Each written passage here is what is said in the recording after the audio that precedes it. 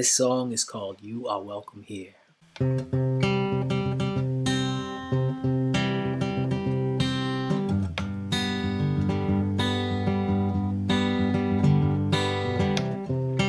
There is a space in my heart where I find the truth. I find me in you, a truth beyond what you may see now. But when we are one, we bring more good about. No matter who or what you call yourself or where you come from, yeah. There is a place in this world with open arms right now. Welcome to love and welcome to peace. Welcome to our community. And be who you are and let your light shine. We're so much more when we unite. You are welcome here, and you are welcome here. See when new eyes allow and unfold, embrace and let go, trust the flow. There's a freedom in love when you follow your heart. Together we are stronger than we could ever be apart. No matter who or what you call yourself or where you come from, yeah. There is a place in this world with open arms right now. And welcome to love, and welcome to peace. Welcome to our community. And be who you are, and let your light shine. We're so much more when we unite. You are welcome here, and you are welcome here. And breathe in and out. Slowly feel all that's around you, and all that you feel, and all that you know. Let it go. Welcome to love, welcome to peace, welcome to our community. And be who you are, and let your light shine. We're so much more when we unite, yeah, yeah. When we unite, oh, oh, oh. When we unite, yeah, yeah. Oh, when we unite, oh, yeah, yeah, yeah. You are welcome here. Love is welcome here. And peace is welcome here. And you are welcome here.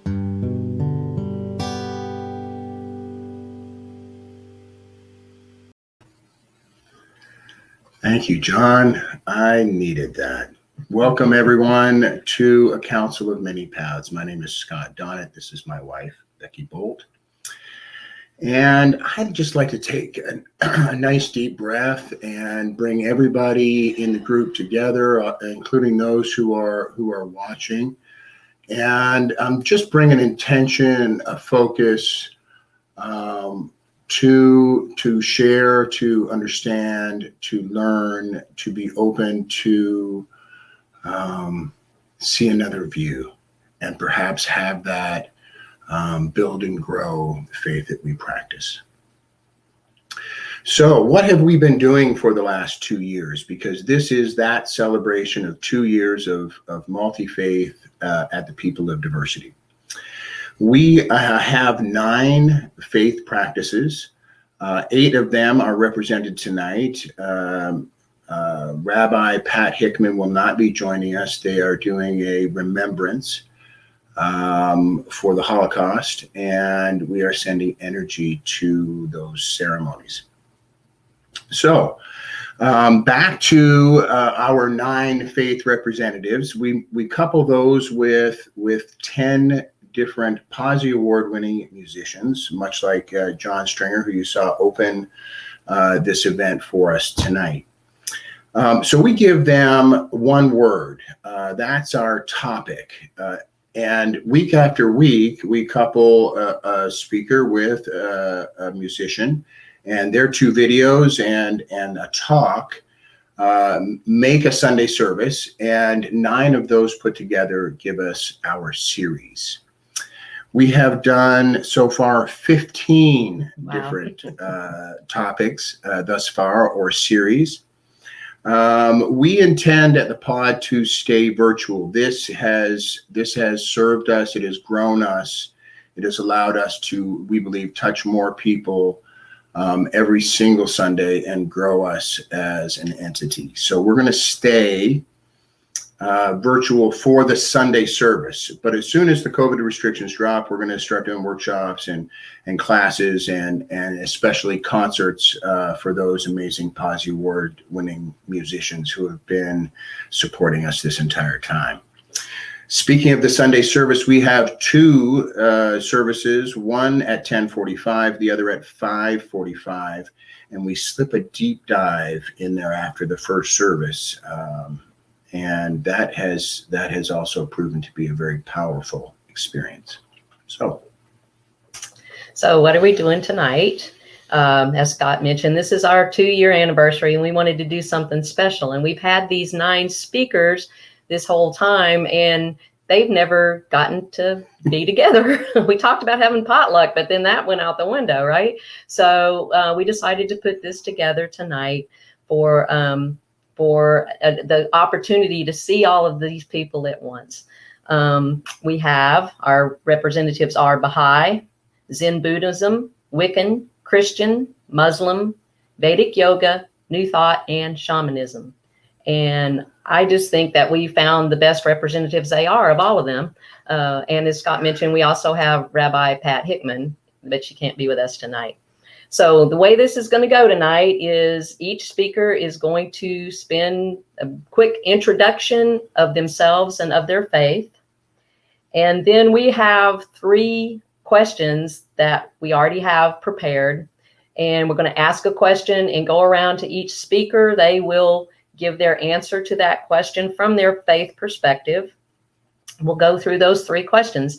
And then if you are watching in the audience and you would like to put in the Facebook chat window, if you have a question, it can be a question to one of the speakers in particular or to all of the speakers. If we have time at the end before we are done at 8 o'clock, we will address some or all of those questions. So feel free to do that.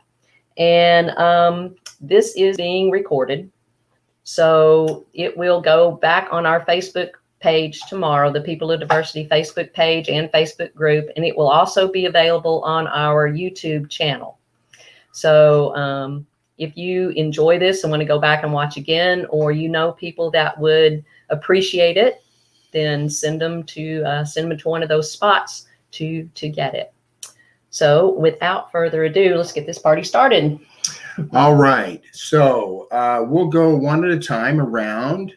I say around, it's a screen, so it's probably not around, but we'll go around. And if we could start with Reverend Sue Bailey, please.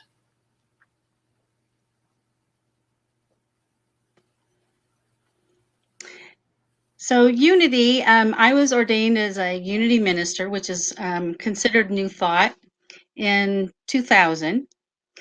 Unity is actually a Christian faith. Its primary text is the Bible, And what sets it apart from other Christian religions is that it's interpreted metaphysically and not literally. Each story or passage in the Bible, and primarily in the New Testament, is seen as teaching about your own consciousness, your relationship with God, and your relationship in the universe, and your relationship in this lifetime and beyond. Um, in 2000 in India, and I realized that Unity's view of Christianity was only one valid way to find spiritual inspiration and spiritual satisfaction. And although I don't agree with any, disagree, sorry, although I don't disagree with it, I have over the years started to believe that there were lots of things that I could add to it, other theologies, things that they offer. And actually, then in 2006, I was the founder of the New Way, which is now the POD, People of Diversity. And I began to offer diverse spiritual teachings to include scientific discoveries and all kinds of ideas that allow an individual to decide what inspires them to be a better person here on the planet while they're alive. So that's where I'm at right now. And I do want to just say thank you to Scott and Becky for all the hard work they do to keep the People of Diversity a place where people can experience diverse religious teachings. Well, thank you, Sue. Thank you. It's a pleasure and an honor, I assure you. Naran, if you could go next, please. Happy to be with you all. So my name is Naran Sykes. I am Muslim. I was born in Cape Town, South Africa, to a large Catholic family. I'm one of 9 children, number 8 in the line. I am not Muslim clergy, but my husband is. We have 4 children ranging from 27 to 33. Embraced Islam 33 years ago, and as a Muslim woman have undergone much scrutiny and hardship during this time. I am an avid pickleball player, and I'm still adjusting to the look of utter confusion when other pickleballers meet me for the first time. The head covering or the hijab throws people off. Our mission as a couple is to share the peaceful message of Islam as often as we can and dispel the misconceptions. Public speaking is not my forte. However, stretching myself is. Hence, I'm so happy to be with you guys tonight, and also so happy to meet everyone else. Thank you. Thank you, Naran. Your contributions have always had a very special place in our hearts. So thank you for joining us and being with us pretty much from the beginning. We are very grateful. Dean and Judy, if you could take it away. Literally, we're going to divide up the introduction. Thank you very much, Scott. We really appreciate being here. And when Liz started 2 years ago, we'd only been married less than a year. The Baha'i faith, the founder of the Baha'i faith is Baha'u'llah, and the faith started in 1844. We are here, but there is no clergy in the Baha'i faith. Anybody could have done this. We simply did. We are just run-of-the-mill followers of Baha'u'llah. Baha'u'llah is the name of the founder of the Baha'i faith. It means the glory of God. The most important teaching of the Baha'i faith is the one around which all the others revolve, is the oneness of humanity. And I'll read a passage from the Baha'i writings to sort of detail that a little. All mankind will dwell together as one family, blend as the waves of one sea, shine as stars of one firmament, and appear as fruits of the same tree. So a little bit about me, for what it's worth. I'm an introverted, transplanted Washingtonian. I'm fond of reading, learning, study, small group conversations, spectator sports, and I'm striving to be an anti-racist. But now I want to give it over to the wiser member of the family for the other half of our introduction. Hi, everybody. I'm Judy, Dean's wife, and Dean already talked to you a little bit about the oneness of humanity. We also believe as Baha'is in the oneness of God and of religion. I'm just going to read a little quote. It says, "A primary theme of Baha'u'llah's teaching is achieving world peace through the establishment of unity, justice, and equality. Therefore, Baha'u'llah's teachings specifically advocate for racial unity, gender equality, universal education, and harmony of science and religion." I'm just going to say a little bit about myself. I was a registered nurse for 40 years. Now, however, like Dean, both of us, my primary focus is working for racial justice and being a grandmother, which I'm very happy about. Thank you, Dean and Judy. Truly, you have been with us from the very beginning, and we always enjoy our couple-to-couple dance that we get to do. Oracle, if you could share with us next, please. Hi, good evening, and merry meet to all. It is such an honor to be in a room with this much wisdom. Thank you to Becky, to Scott, to the people of diversity for hosting this gathering, and to Philip for his technical expertise. My name is Oracle. I am a Wiccan, that is, I'm a witch. I represent the craft and neo-paganism in the cycle of the people of diversity rotation of speakers. I represent as much as I'm able anyway. I always add a disclaimer that when I speak on any topic, especially tonight, I do my best to represent the craft, and some witches will agree with a lot of what I'm saying, some will not, and that's okay. You get 3 witches in the same room, you get 9 different opinions, and our religion is tolerant that way. I'm part of multiple paths within neo-paganism, such as Druidry, witchcraft, traditional Wicca, and others. And I authored a book called Strixcraft, Ancient Greek Magic for the Modern Witch. It was published by Llewellyn Worldwide. I am also an avid reader. I am a student right now working towards the Masters of Public Health Administration. And I live with my husband and with our menagerie of animals. And I help take care of our family as a whole. So thank you for having me again. Blessed be. Thank you, Lewis. Lewis and Sue started our multi-faith process, and Lewis started us off with ceremony. So we will always be grateful to that. Miss Lydia, if you would share with us next, please.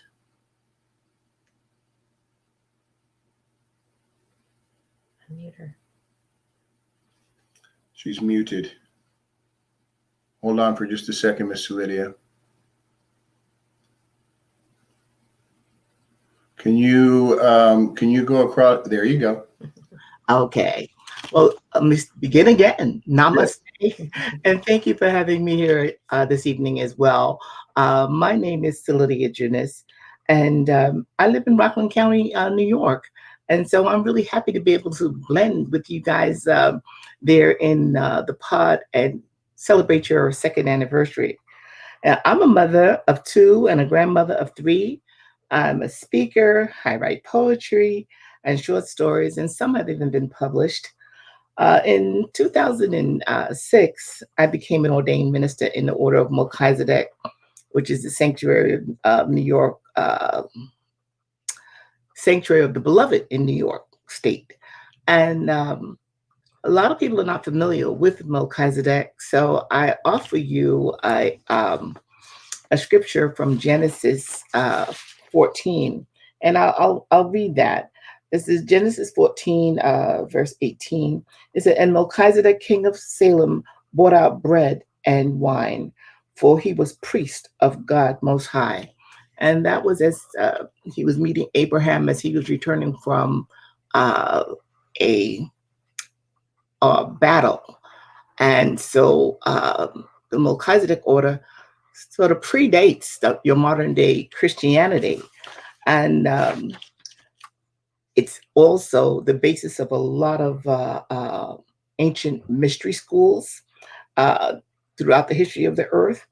And it imparts universal, concept of oneness, the Christ and the ascension process. And all of this has led to our modern day Christianity, which Jesus was a high priest in the order of Melchizedek. Thank you. Thank you, Miss Lydia. I miss you. Sensei Dave, if you could share with us next, please, sir. See if I come off mute there. Hello, Dave. I'm from West Melbourne, so not too far from the pod, having visited a few times. I am a Soto Zen teacher, and day job, I'm a physicist who sometimes pretends he's an engineer. And it occurred to me as I was thinking about these words, a physicist, Zen teacher, I guess I'm satisfied just being obscure and never understood, but that's okay. Zen, if you're not familiar with it, it's the child of two great religions. If you can imagine Indian Buddhism coming up and coming together with Chinese Taoism, and in the crucible of ancient China came Zen. And so it's a blending of these great traditions. But that's more historical. What is Zen? What's it about? It's about now, right?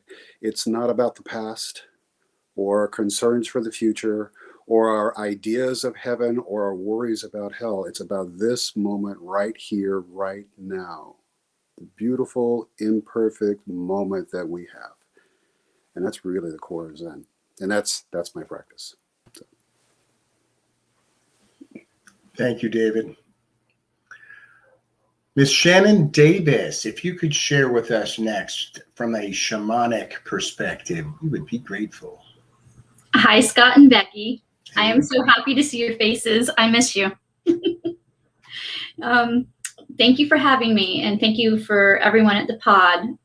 My name is Shannon Davis. I am a Peruvian trained shaman. My specific lineage is the Quero. There are different lineages, even in Peru. So my lineage is the mountain shamans. I'm a woman, you know, I'm a mom, I'm a grandmother. My most joyous experience in this life is being a mother and a grandmother, and I always say family comes first. But some of my other roles I play is shaman, and I'm here at Chicana Spiritual Center. I'm the owner of a shamanic school in Melbourne, Florida, and it really is just my greatest honor to be able to help people. The first career I had in this life is of a hospice nurse, and I did that for the last 10 years. I'm an RN. I was nursing before that, and this is a beautiful segue from being a hospice nurse to being a shaman. It's really the same energy. I'm helping people with transitioning, whether it's the families in hospice that were transitioning, you know, letting go of their families, the patient was transitioning from this world, and now I'm helping people transition out of fear into love. So whether the death comes in the death of a life or the death of an old situation for rebirth to a new situation, I am blessed that this is what I get to do every day. So thank you for having me. Thank you so much, Shan. We're grateful. And thank you for all that you do at that school, just producing Mesa carriers and people who are working out in the world trying to make it a beautiful place. Thank you for that. Swami Dumavati, this is all your fault. It was your idea. You were the pusher. So take it away. I love that. And I'm so excited to kind of be at the end of the list of people, so I get to see and listen and hear everybody. So great lineup, thank you. And I know I'm down as Vedic yoga. To be honest, I don't even know what I am, to be honest. But to tell you that I live at Sacred Kashi, which is an ashram in Sebastian that was founded in 1976. And it was founded by an American-born guru, Ma Jaya, who in her 30s had an experience of Christ. And it just completely changed her life. And I mean experience where she came to her. And one of the teachings that he gave her was to teach all ways, and for all ways were his. So this moment actually is almost an unfolding of that for me. And Ma was invited in 1993 to participate in the Parliament of the World's Religions, and I was able to be there as well, and totally inspiring event. So to me, this is, I love this interfaith stuff. It really, it works for me. We went to South Africa, we went to Barcelona with the Parliament. It's really wonderful stuff, and very grateful to be here. Core beliefs, service, and specifically feed everyone. So Ma's guru, Neem Karoli Baba, 2 words: feed everyone. Not some people, not only those people, and feed everything. Food, spiritual food. Give people what they need and want, and don't discriminate. So here we are, and namaste. Thank you, everyone. That was, we've been with you guys for 2 years now, some of you, and I learned things. So that's good. And I think this is just a perfect example of why we're going to stay virtual. A lot of people have said to us, oh, you're not going to go back to having live services on Sunday. No, because if we did, a lot of these people would not be able to participate. And it's just wonderful. This is our family. This has become our family. So we're going to start with the first question. Swami, don't get comfortable because you're up first. And the question is, what is the single most important thing people can do to promote a peaceful world? Just $1 million question, right? What is the answer to this question? So on reflection, I think about the words of a very well-known Indian saint, Ramana Maharshi, who, when asked the question, how should we treat others? He said, there are no others. And just sitting with that profound thought for a moment, there are no others. So when I look at you, I see me. When I look at the world, it is part of me. The animals, the land, everything, we're all part of each other. There are no others. And for me, this is, if we could practice this and get it contagious, wow, the world would be such a different place. So that's my offering for tonight. Thank you. That's beautiful. Oracle, you're up. Single most important thing we can do to promote a peaceful world. When I think of peace, I think of the goddess Erini, who is an ancient Greek goddess. She's one of 3 sisters, the Hore, goddesses of the seasons. Erini is the goddess of peace. Her name literally means peace. And she is also the goddess of spring. Now, it's interesting because in spring, that was the time for military campaigns. And that was a time when peace was at most risk with society because of the military campaigns that were taking place during that time. And so people petitioned her and said, you know, this is a precarious time. This is a precarious moment. Please do not bring us conflict, you know, help us to achieve societal harmony. And it's interesting because her sisters are good order and justice. And so the 3 are seen together as one. Necessary for peace is good order and right, justice. And in one of her arms, she carries a horn of plenty cornucopia with fruit and harvest coming out of it, symbolizing abundance. And in the other arm, she holds a baby infant spirit named Pluton, which means wealth. And so her message of peace, how can we bring peace, is that we need to share abundance. If we have it, we share it. One of the most important values at that time was called xenia, or hospitality. This idea that you entertain strangers, you gave of yourself, you gave your time, your food, your wealth, and you shared. And that brought good order to society. And no one was supposed to go without. No one was supposed to suffer. No one was supposed to know what it was like to be homeless or without food or anything like that. So abundance brought good order, which helped fuel good justice, which then leads back to peace. So if we want peace, we need to understand how to share ourselves and how to be one with abundance and how to give of ourselves to others properly. So that's where I belong. Beautiful. Thank you. Reverend Sue, you're up.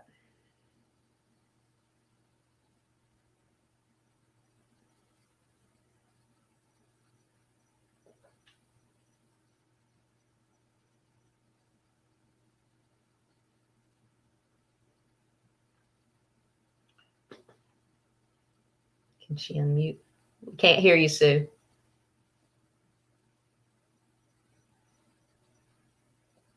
You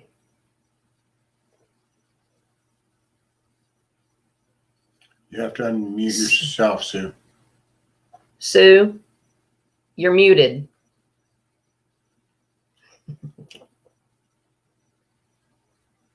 There you go.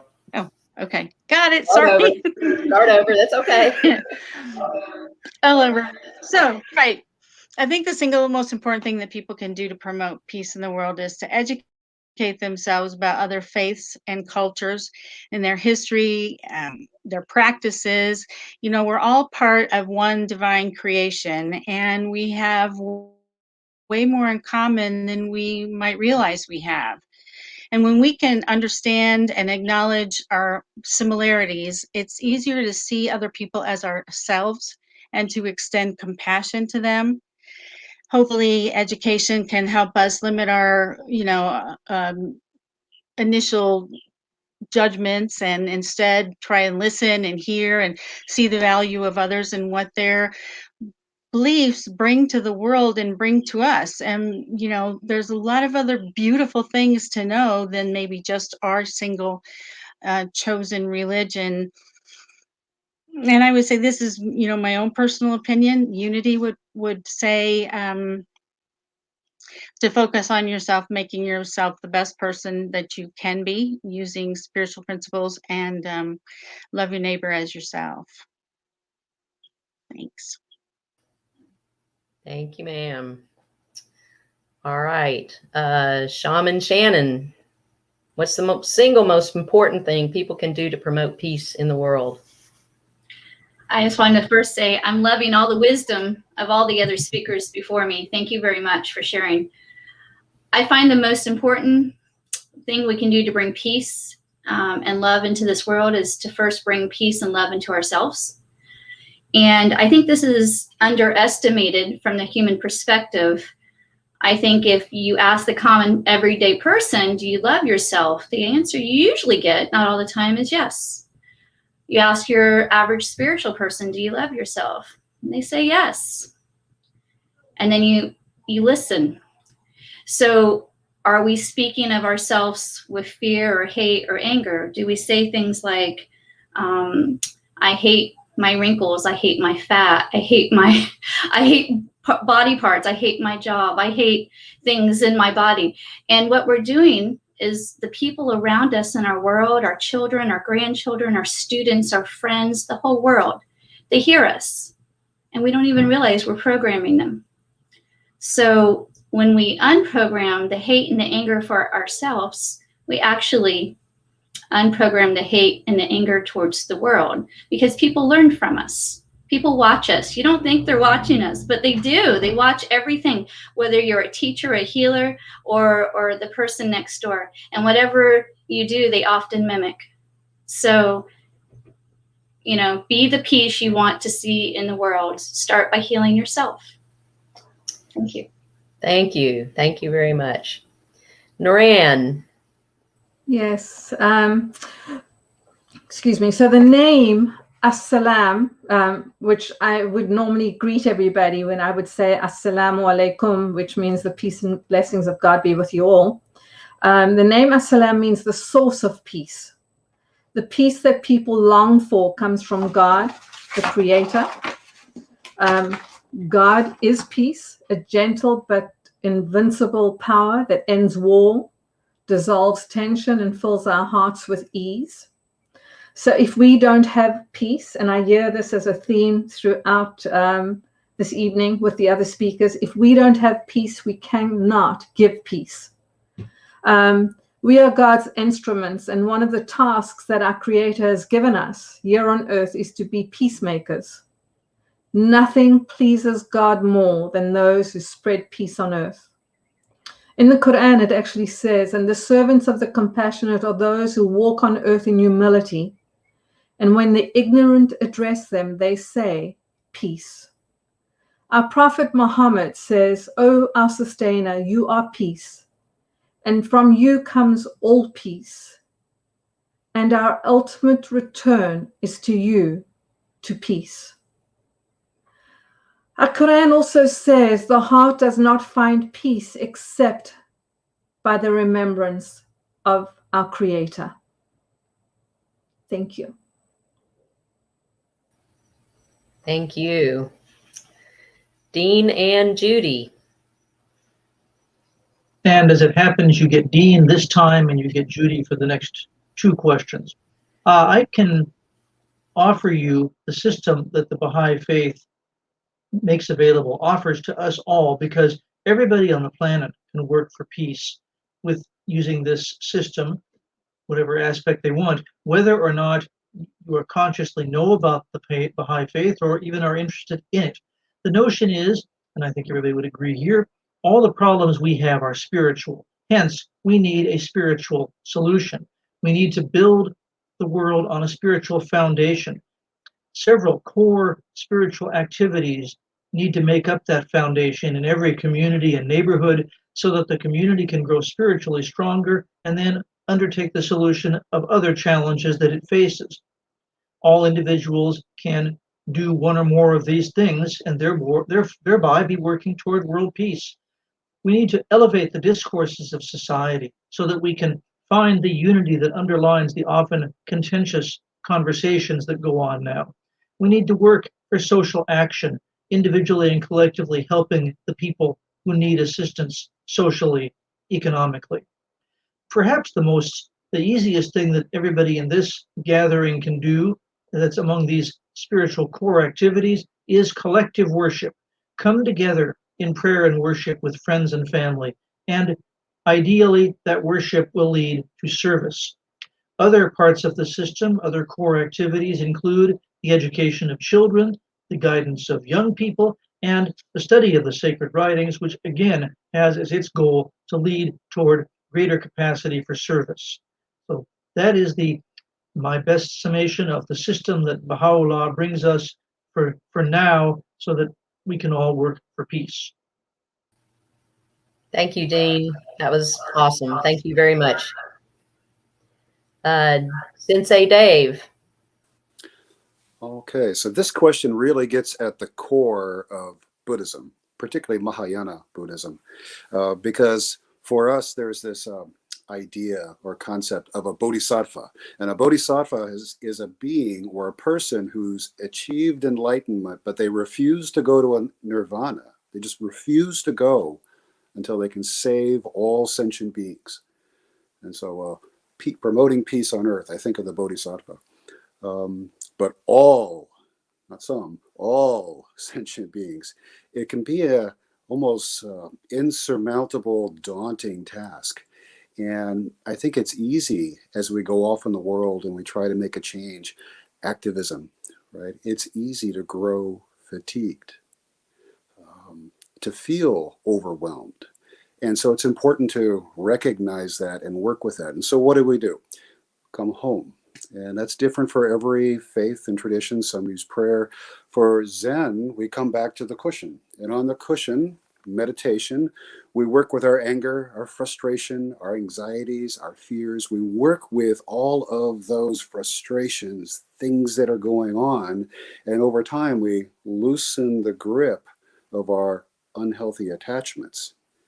And when you let go of that, there's a natural welling up of loving kindness, of compassion that naturally comes up from inside, the Holy Spirit, if you will, to use a Christian term, right? Coming from within, that you naturally then want to go out into the world and help and aid and care for all beings, all sentient beings. So come home. Thank you. And Ms. Rev Slidia, you're the last one to address this peace question. What you got?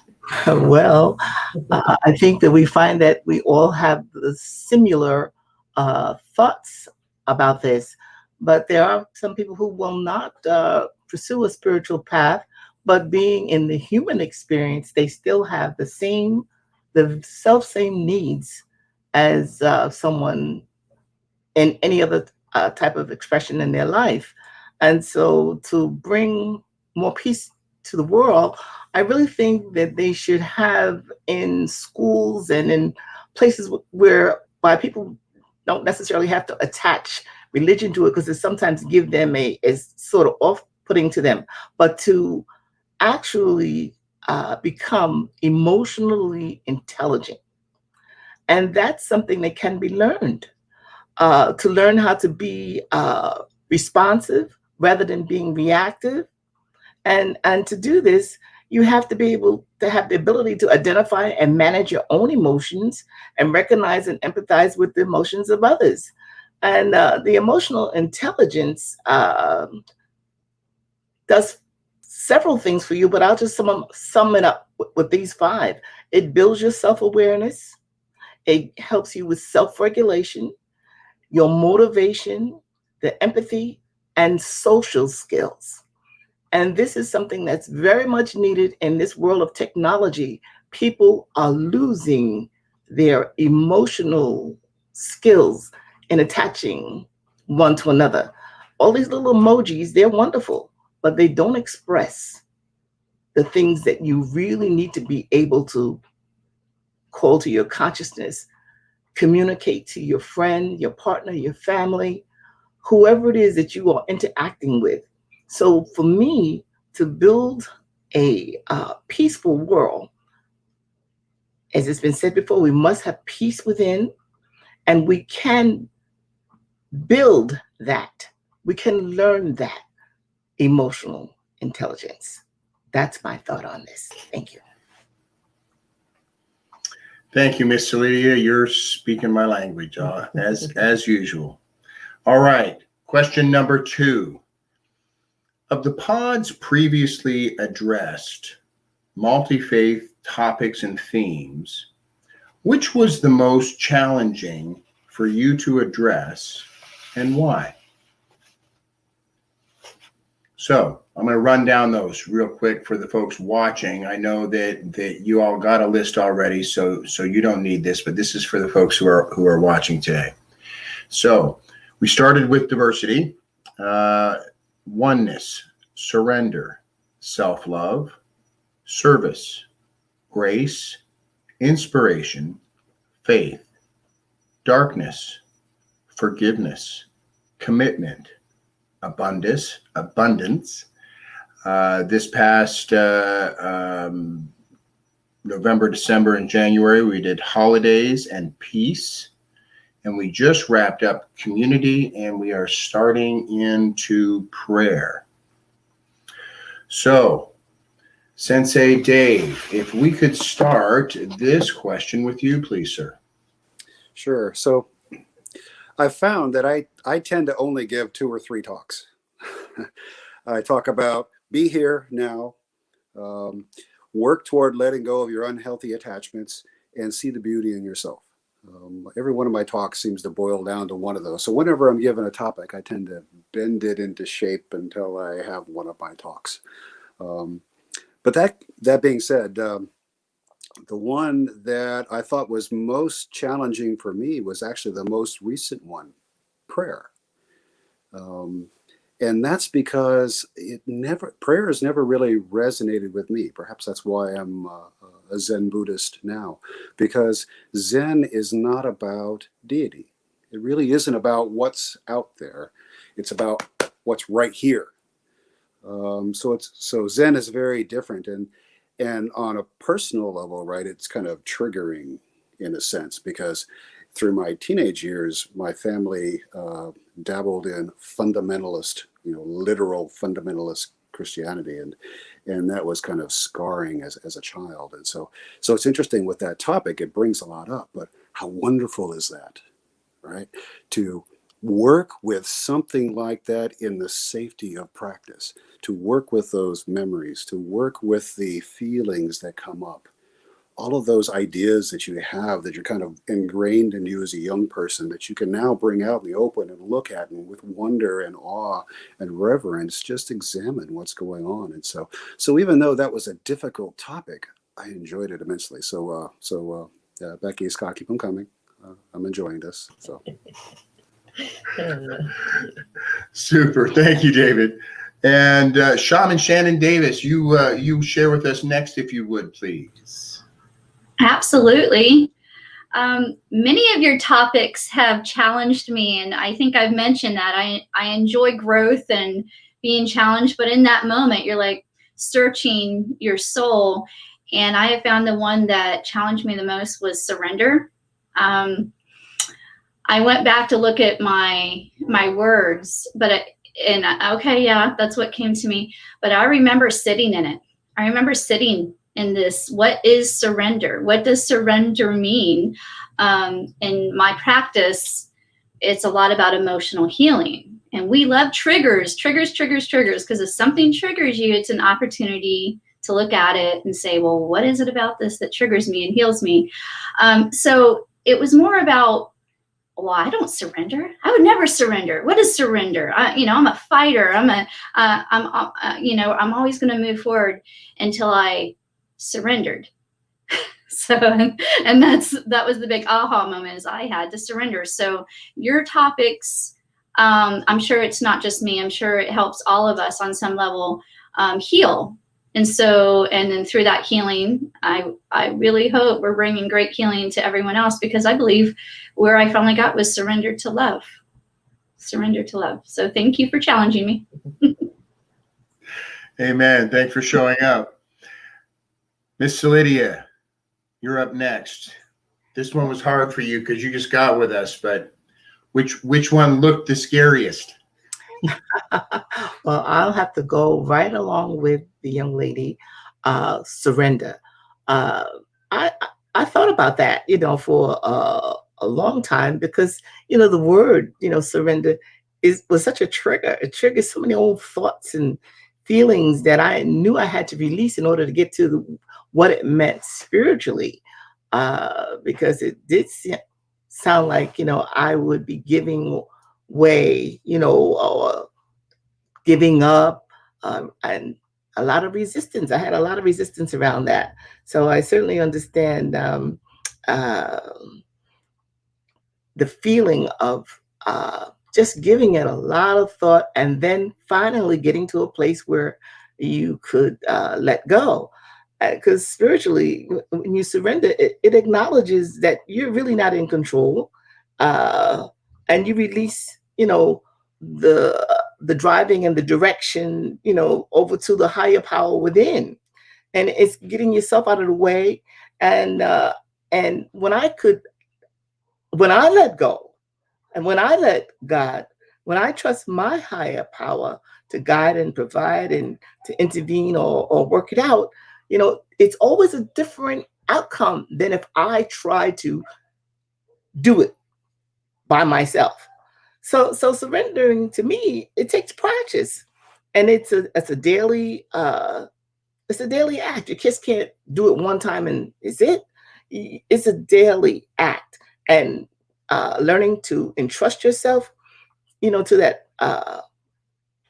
invisible but strong feeling and intuitive guidance, from within. It's a worship, and so to get myself out of the way was more than just a notion to get myself out of the way. And then I realized that this was a real choice. This is not a passive thing. It's a real choice. And out of reverence and respect for the divine wisdom that dwells within, I have to let go and let God. And knowing that God's will is always for the greater good. And, you know, I have a song for everything. And the song that I wound up singing when I was finished with this, I surrender all to thee, I surrender. Because that was the better part of allowing not knowledge, but wisdom to have its way. Thank you. Thank you, Miss Lydia. Swami Dumavati, which one was a challenge? Well, it's interesting that you asked this question. Like, really? They're asking this question? Why would they ask this? And I love it that Sensei David went before me, because we have very similar kind of relationship to this one called prayer. And it was the one we just did. And it's, I think it, for me also, I grew up in a pretty traditional Christian family.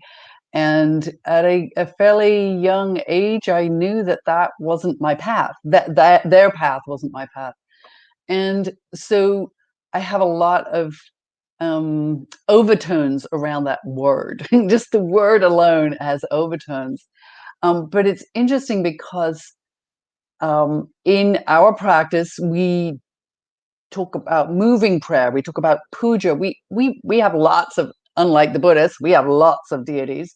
We have the Hindu pantheon. So there's plenty of opportunity to pray. But it's not in the same way as like our Father who art in heaven kind of prayer. So I think I struggled with it, to be honest. And so I think it's because the language isn't the same for what I think of what I actually do a lot of the time, which is probably prayer, but I need another word. So if anybody can help out with another word, that'd be great. Thank you. Thank you, Swami Dumavati. We are grateful. Dean and Judy, I guess Judy this time, yes? Which of the topics was the challenge? Yes, you get me. Yay! For us, for me at least, strangely enough, maybe to some of you, self-love was the hardest topic. And perhaps because I think there are different ways to see it. And to me, in modern Western society, it is seen as kind of mostly positive. But there's another way to look at self-love, which is based on selfishness and ego, which can hamper unity and community. In our faith, we are warned against this type of self-love and its possible destructive effects. I'm going to read a little quote here. The Baha'i writings say that this terrible egoism is a vast conceit in its own powers, which is very similar to what's going on in our Western world. Again, we are told this is a strange trait and the means of the destruction of many important souls in the world. If we be imbued with all the good qualities but be selfish, all the other virtues will fade or pass away. And further, a self-centered man is a man with the higher side of his nature still undeveloped. If he is selfish, the evil is not in his love of self. All love, even self-love, is good and divine. The evil is that he has such a poor, inadequate, misguided love of self and such a lack of love for others and for God. And I think we can see this all around us in how the selfish kind of self-love has damaged our world. And I'm going to just say a little sentence from one of our very special Baha'i prayers, again, talking about prayer. The excerpt is, Lord, help me to be selfless at the heavenly entrance of thy gate, and aid me to be detached from all things. Lord, give me to drink from the chalice of selflessness. And to me, this is saying that selflessness helps us draw closer to God. Thank you. Thank you so much, Miss Judy. One of the incredible powers of this process has been the many varied interpretations of the topic, and I remember you and Dean sharing on that one. It was an incredibly powerful talk. So thank you for that. Naran, if you could go next for us, please. Yes. So the most challenging topic for me was forgiveness. Textually and contextually, it totally makes sense. However, while I was researching forgiveness and while I was preparing my my speech, I had this deep disease in my heart. And what I'd realized at that time was that I was not forgiving my family for the secret that they were keeping from me and that I only found out about in 2005. So this was very, very challenging for me. I would start and then I would stop and I would retrieve. I couldn't deal with the pain that I was going through at that time. The secret is that my family was colored and we were classified as white and lived as white people. And so I felt like my whole life was a lie. And I'm only coming to terms with the reality now, actually. And the one person that shared the secret with me was diagnosed with stage 4 cancer yesterday. So this is a person that I was able to talk to about it because my other family members do not talk about it. And for selfish reasons, I'm very sad that I'm not going to be able to have this conversation with her for much longer. The Quran, the Arabic word for forgiveness, which we believe God is the ever forgiver, is Al-Ghafar. And it's mentioned in the Quran 234 times. Forgiveness is not up to us. It is the department of our Creator. And we believe that everything happens for a reason. And the only reason I could get through that topic was to hold on to that and to know that this was all in God's plan. God is the planner. I might think I'm the planner, but I'm not. So thank you. Thank you, Naran. You always show up with your authentic self, and we are really, really, really grateful for how you do that. Thank you so much. Thank you. Reverend Sue, which one was a challenge for you? Well,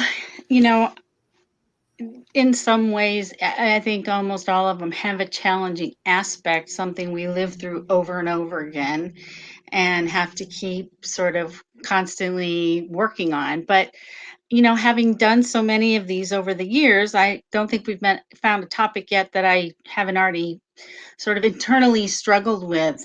So what's most difficult for me is holidays. And the most important two holidays, Christmas and Easter, because first of all, the stories, people like to hear them the traditional way. They like to hear and have all the sort of accoutrements of the tradition, even though sometimes it doesn't match up to actually the metaphysical interpretation or the metaphysical meaning. And and over 20 years, it's also easy to run out of things to say that still seem inspiring. But I think that sort of conflict between how I interpret those stories and what I believe about those stories, and then yet what other people want to hear about them, I think has always been, maybe not the first few years, but after that, started to really be a challenge. And this year, I know I spoke about peace around the holiday, and having a theme actually made it much easier than just saying talk about Christmas. So but yeah, those are the ones that are really the most difficult for me. So thank you. Thank you, Sue. Luis Oracle Valdez, which of these topics was the challenging one for you? The one that was very challenging for me was forgiveness. And in witchcraft, we really don't have a tenet, a commandment to say you must forgive. It's an independent practice. We have our own mindset. We have our own conscience. We answer to ourselves. We may not even answer to our deities. We answer only to our own conscience in the end. So forgiveness was a very powerful topic that I had to explore. And I needed to look at my spirituality and say, what is there about that I can offer? With so much abuse and neglect, especially the abuse that I endured growing up in a fundamentalist Christian home, I was actually very involved in it. I actually became a minister in the church. But one of the things that I had to deal with even after is forgiving my family and not holding on to it. Now, there's the fact that you can forgive and show compassion and mercy by saying, hey, I'm not going to allow you to live in my mind rent free. But there's also forgiveness of self. And I really had to dig deep into my spirituality. And one of the Greek spirits I found, one of the Greek demons, Daimon, not Demon, but a Greek demon of spirit, is Elias. She is the spirit of compassion, of mercy, of clemency. And Statius in the first century Roman epic, the Thebaid, writes about her and says that no graven image could capture her, that her altar was there for sanctuary, for kings who had lost kingdoms, for those that grieved. Tears were the offerings that you gave, not animal sacrifices, not grain, not rice, not flowers, but tears. And so I learned that through the tears became my offering to myself and to those around me that I chose to allow clemency for their actions upon me. And again, some witches will say, well, no, we are warriors. We fight back. To forgive is to forget. To forgive is to show weakness. And other witches will agree with me and say, well, we really need to understand this new idea of clemency. Maybe even if it's not for somebody else, it's for ourselves to cry, to allow ourselves to feel those emotions and not hold back, because emotions are sacred. They are holy. Everything about us is holy. Nothing should be held back. Nothing should be repressed. To repress is to entertain our shadow, our dark alter ego that carries these negative emotions out of control.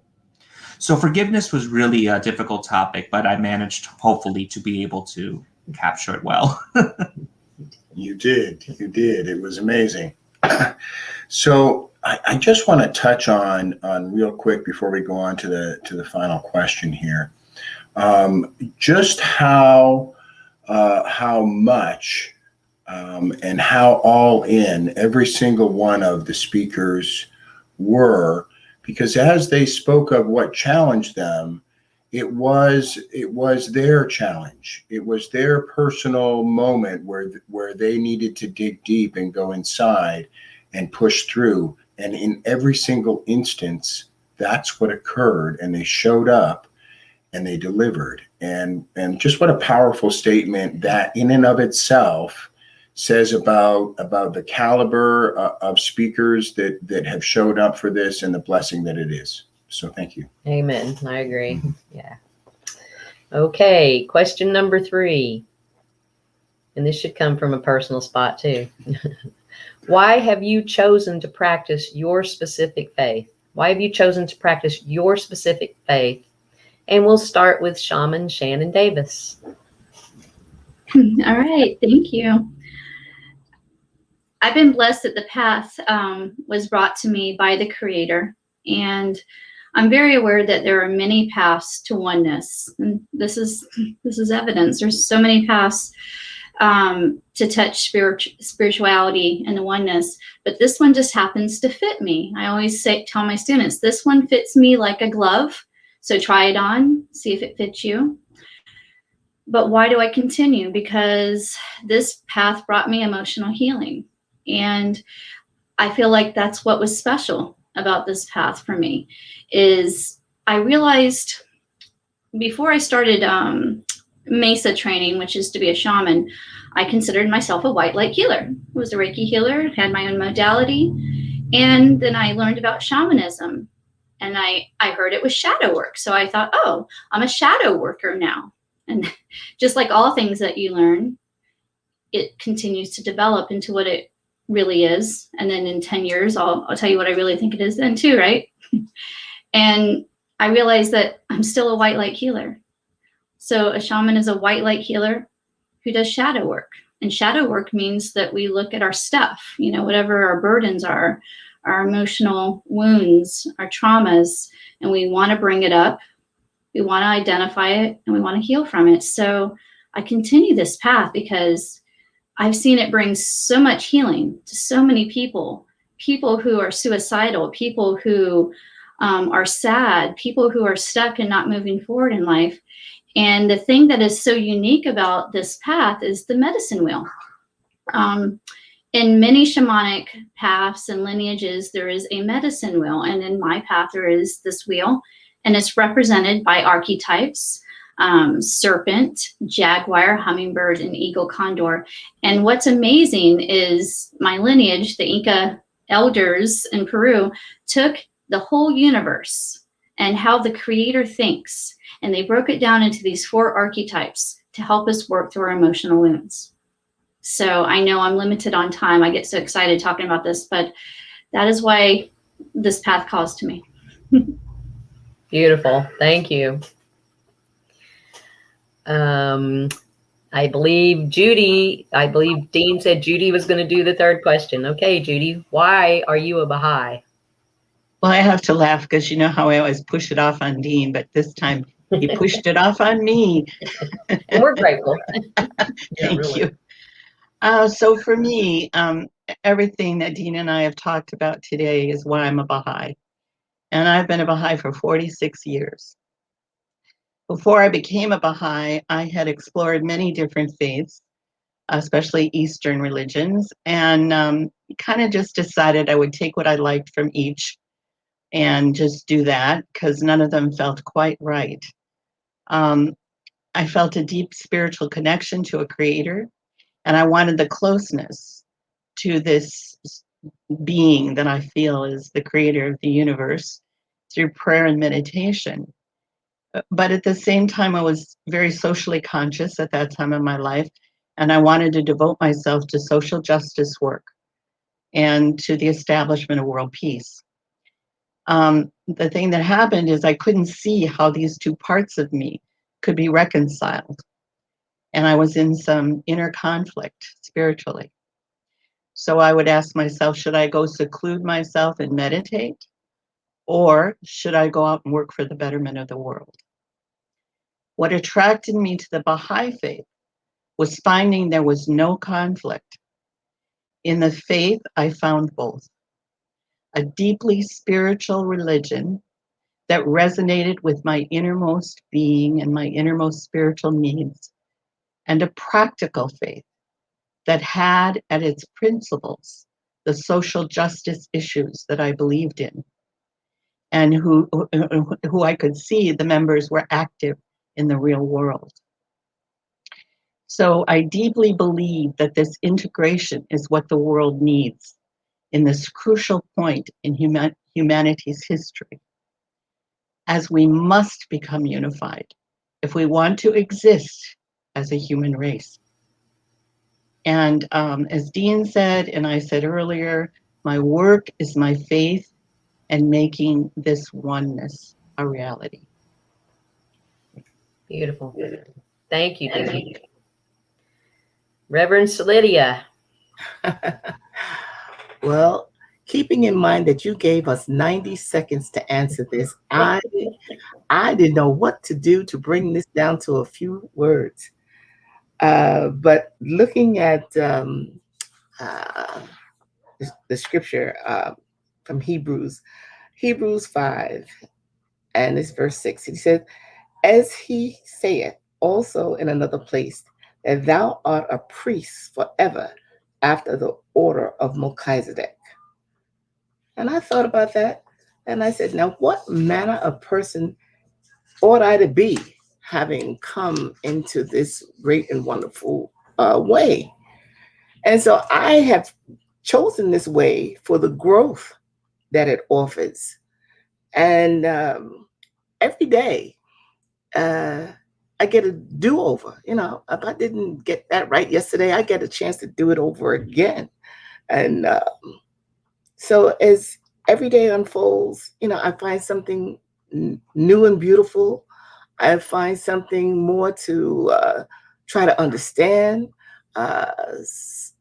things that, you know, you need to work on. As you said, you're always working on yourself, you know, and I find that this is a way that I can do that. And so I kind of liken this to swimming in a ocean of love. Is that I could choose to wade in the shallow and stay close to the shore. I would still be in love. I'm still in that ocean. Or I could really equip myself to dive deep and explore the depths and to experience the things that will seldom be seen. So I'm just forever grateful, you know, for my teachers and for the people that I have met along the way. So I just say thank you, and I choose it again and again and again. Thank you, Lydia. Thank you. Sensei Dave, why are you a Zen Buddhist? So I think that's a long story that might require a glass of wine and a mug of beer. All right. So I'm thinking maybe we get all of the former fundamentalists together. We'll have a little party and toast to the growth that we've all experienced, right? So, so that fundamentalist period that I had as a teenager was kind of critical to that path. I refer to it as the dark ages for me. But so coming out of that, I was angry. I was best way to describe me is I was the angry atheist. I just rejected everything. I wanted nothing to do with spirituality. Went off to grad school. I'm going to be a scientist, and that's enough of that.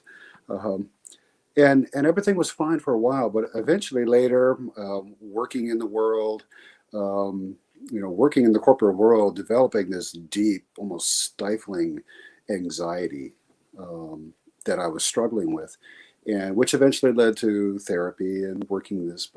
But I knew I wanted something beyond that would work longer term, something that I could use for wellness. That's really what I was interested in.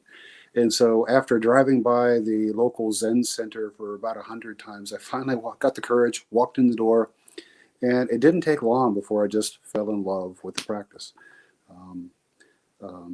Sitting in quiet, examining yourself, the reverence of the ritual, even though there wasn't much ritual at this very particular place. The beauty of that, even the koans. Koans are these nonsensical stories designed to confound the intellect. The physicist in me just loved that, right? So that really just resonated with me. And I think with that practice and my background, it's given me the skills and experience to work with the others of the world. I like working with non-believers. I like working with people that don't feel like they fit in or feel like they're left out. And that's why I really resonate with Zen, because it opens doors for those conversations. So thank you. Rev Sue.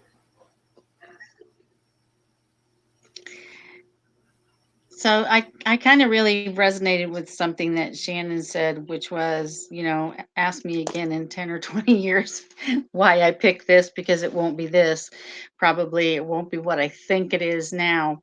But I actually, I'd say since the time I was about 5 years old, I was on a spiritual search, because I felt like the stories that I heard, the Christian stories that I heard, the meaning behind them, I just figured everybody somehow was mistaken, and that, there wasn't this judgmental God and all of the things I was hearing. So I, kind of rejected everything until I found unity in my 30s, and it made sense to me. I mean, it opened up a whole new door to see the Bible be a description of me and the struggles within me and my personal relationship with, the divine. And so, after years of being involved, and I decided to go to ministerial school because I had worked most of those earlier years in Unity in a police department, and I really understood how people felt so negative about themselves, and that they couldn't be forgiven, or that they were doomed to a certain kind of life, or that God didn't love them, or God was never going to love them. And because of Unity, I no longer believed any of those things. I believed that every person, no matter what they had ever done, what they ever would do, um, there was instantaneous forgiveness, and you always got to turn away from, the negative in your life to the positive and move forward again, without having to live in guilt or live in shame or live in sin. And I wanted everybody to know that. I wanted everybody to know there was another way to see what you might have been told your entire life, and that we truly are powerful spiritual beings. And the only judge that we have really, is inside of us. And so when we can learn more about that, we have, ways to really, really change our lives. So thank you. Thank you. Thank you. Naran. Hi again. So I practice Islam because the teachings made total sense to me. I was sort of discombobulated I'm not knocking the Catholic Church. I don't want to do that. But that in Islam, we love all people, regardless of their faith. And I didn't learn that. In my heart, I felt that, but I didn't learn that in the church. And the Quran and the Hadith, which is the life of the Prophet Muhammad, promote peace and acceptance. Islam was liberating for me, juxtaposed to what people think. Of course, they think I'm covered, so I'm very restricted, but I don't feel that way at all. And as Muslims, we seek out all the good deeds so that we can reap the benefits in the afterlife. And all this just spoke to my heart and made me feel very comfortable. So I love, and you love for your brother what you love for yourself. What more can you ask for? So, social justice is part of our belief system. Inner peace, self-love, promoting peace. So there we go. You gotta love it. Thank you, Naran. Thank you. Oracle, why are you a witch? Well, I sold my soul. No, I'm just sorry. Couldn't help it. It was just open right there, But no, why am I one? I have to agree with Shannon and Reverend Sue. Come back to me. Well, for me, come back to me next year, and I'll tell you something different. And with Sensei Dave, I agree. Let's get some wine. Dionysus approves. My faith, I feel, chose me. I feel that witchcraft chose me from the very beginning, even though I went through a Christian time. I became an angry atheist time. in the end, I feel that path really pulled me from the very beginning. I mean, interaction with spirits, the occult, understanding certain metaphysical themes throughout my life, things that my father taught me. God has rest his soul. Sorry, today's the 1 year anniversary of when he passed.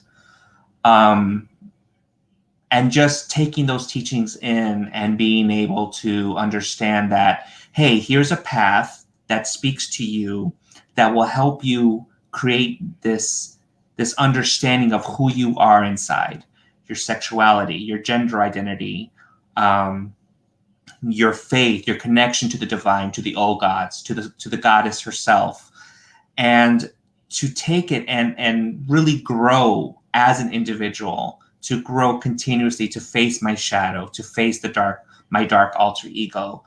And witchcraft gives me tools to engage ecologically with the environment around me, with Earth Mother. It gives me tools to engage with myself, with the spirit within, as far as inside and the humanity of myself. And it allows me to engage outside of myself to the divine. So there's like a threefold thing going on. I want to be a better human being, and witchcraft teaches me that. Witchcraft gives me the tools of the mind, of the heart, and of the earth to help me live my life to the most that I can, to make it happen, to make it work, to enchant the world and to work the world with magic.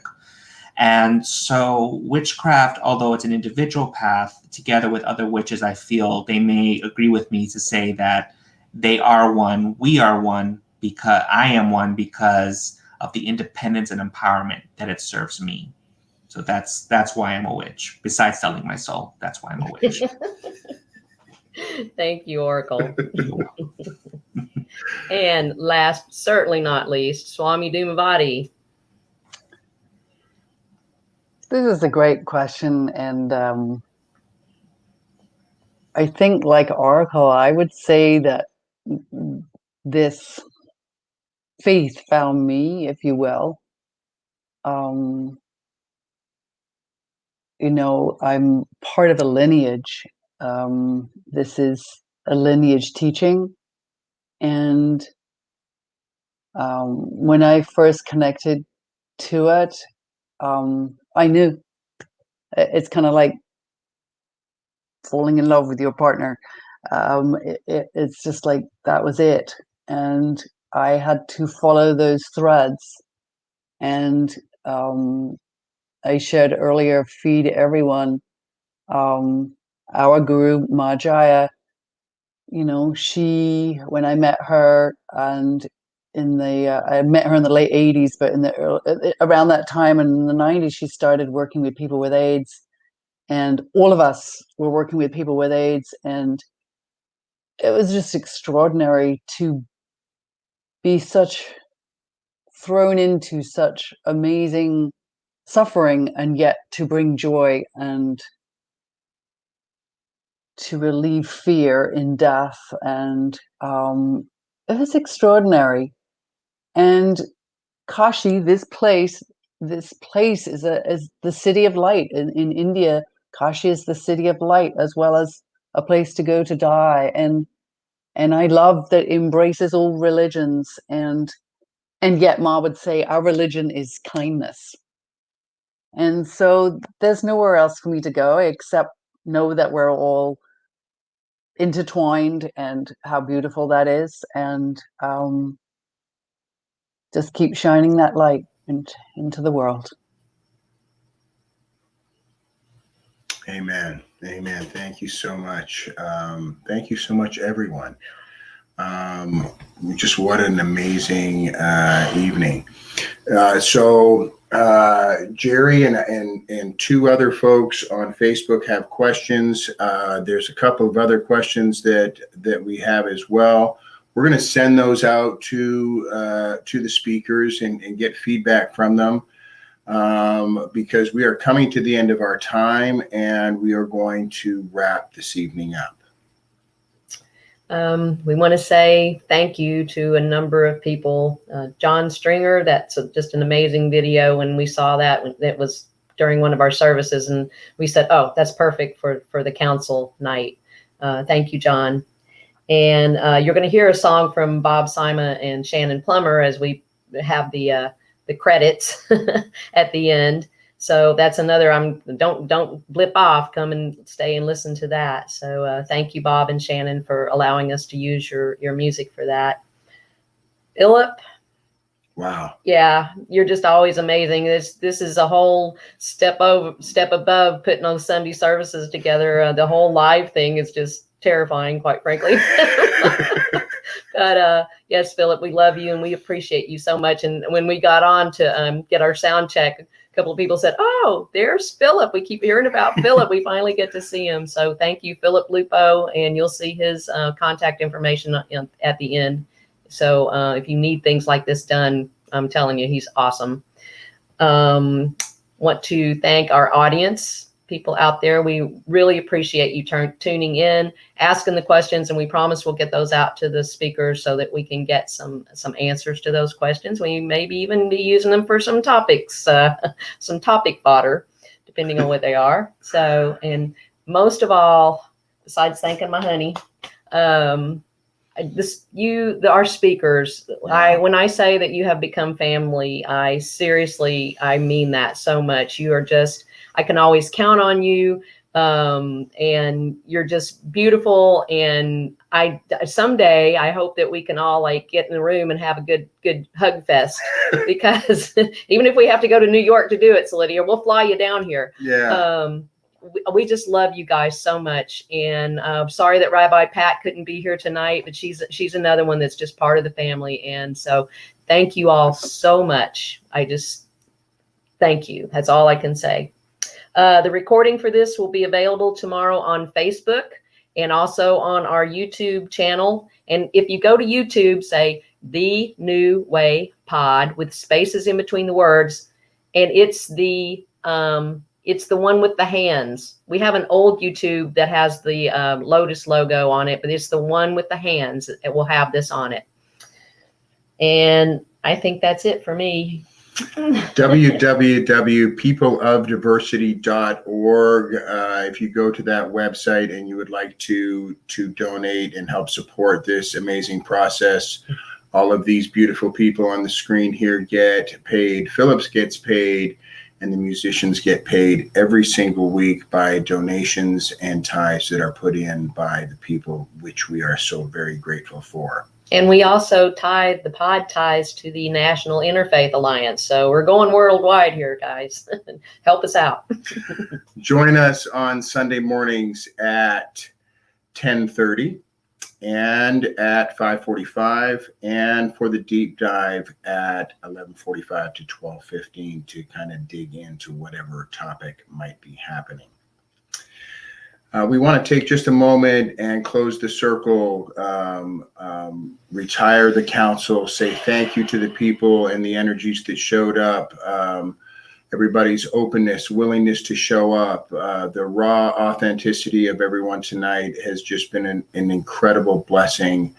We are forever grateful. Thank you for participating tonight. Join us in listening to Bob and Shannon close out our presentation.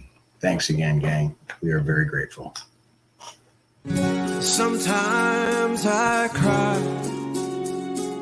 for a lonely world that's living in a great divide. Sometimes these tears make me want to wrap myself up and disappear, but I won't be away too long, 'cause my sadness turns to gladness when I sing this song. If your hand was in mine, would it make you my sister? To make you my friend, I'd make you my brother. If your hand was in mine, would it make everything better? Isn't it amazing how every hand fits right in the other? Sometimes I fear when the jackal's outside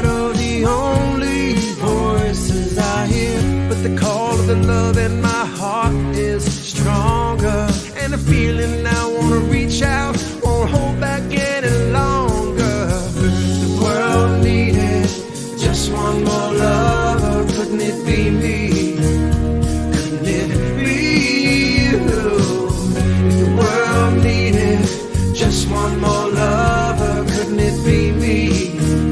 Couldn't it be you? If your hand was in mine, wouldn't it make you my sister? Make you my friend, or make you my brother? If your hand was in mine, wouldn't it make everything better? Isn't it amazing how every hand fits right in the other? If your hand was in mine, you'd feel me inside, deep inside, deep inside. Well, it would bring love, and it would bring touch, and it would bring sight to a world gone blind.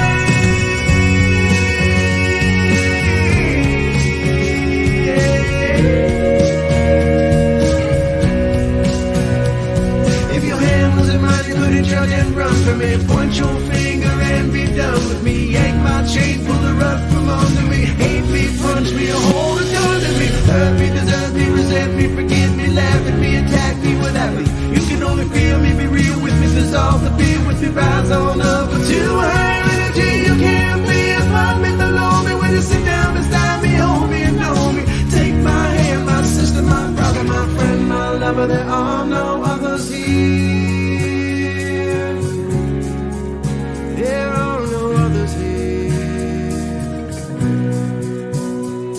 If your hand was in mine, you couldn't judge and run from me. Point your finger and be done with me. Yank my chain, pull the rug from under me. Hate me, punch me, or hold a gun to me. Hurt me, desert me, resent me, forget me, laugh at me, attack me with apathy. You could only feel me, be real with me, dissolve the fear with me, rise on up until a higher energy. You can't be above me, below me. When you sit down beside me, hold me and know me. Take my hand, my sister, my brother, my friend, my lover. There are no others here. There are no others here. The world needed just one more lover. Couldn't it be me? Couldn't it be you? If the world needed just one more lover, couldn't it be me? Couldn't it be you? If your hand was in mine, wouldn't it make you my sister? Make you my friend, make you my brother. If your hand was in mine, would it make everything better? Isn't it amazing how every hand fits right in the other? Fits right in the other. Fits right in the other. Fits right in the other. Fits right in the other. Fits right in the other. Fits right in